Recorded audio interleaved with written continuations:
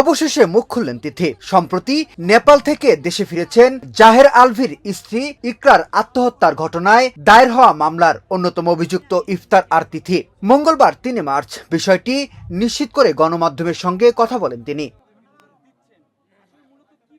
তিনি বলেন, অনেকেই অভিযোগ করছেন আলভি তার স্ত্রীকে শেষ দেখা দেখতে আসেননি, তার গার্লফ্রেন্ডকে নিয়ে নেপালে ঘুমিয়ে আছে। এটা ভুল কথা।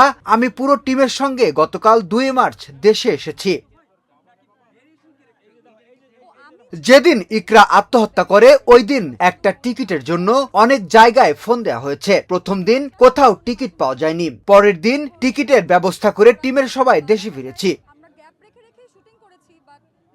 তবে আলভির সঙ্গে প্রেমের গুঞ্জন নিয়ে তিথি বলেন, তার সঙ্গে আমি দীর্ঘদিন ধরে কাজ করছি। কোনো অফিসে যখন আপনার কলিগ থাকে, আপনি যখন তার সঙ্গে ৪-৫ বছর অফিস করবেন, তখন আপনার সঙ্গে তার ভালো বন্ধুত্ব হতেই পারে। আমি আগেও বলছি যে ইন্ডাস্ট্রিতে আলভি আমার সবচেয়ে ভালো বন্ধু। আগেও অনেক সাক্ষাৎকারে এই কথাটা বলছি।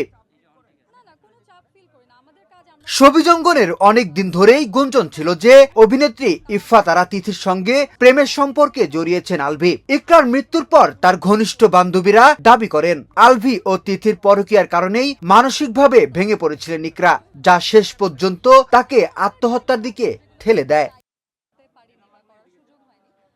প্রসঙ্গত, গত ২৮ ফেব্রুয়ারি মিরপুর ডিওএসএস এর একটি বাসা থেকে গলায় দড়ি দেওয়া অবস্থায় ইকরার মরদেহ উদ্ধার করেন পরিবারের সদস্যরা। এরপর কুর্মিটোলা জেনারেল হাসপাতালে নিয়ে গেলে চিকিৎসকরা তাকে মৃত ঘোষণা করেন। এই ঘটনায় আত্মহত্যার প্ররোচনার অভিযোগে রাজধানীর পল্লবী থানায় জাহের আলভি, তার মা ও তিথির বিরুদ্ধে মামলা দায়ের করেন ইকরার মামা শেখ তানভীর আহমেদ।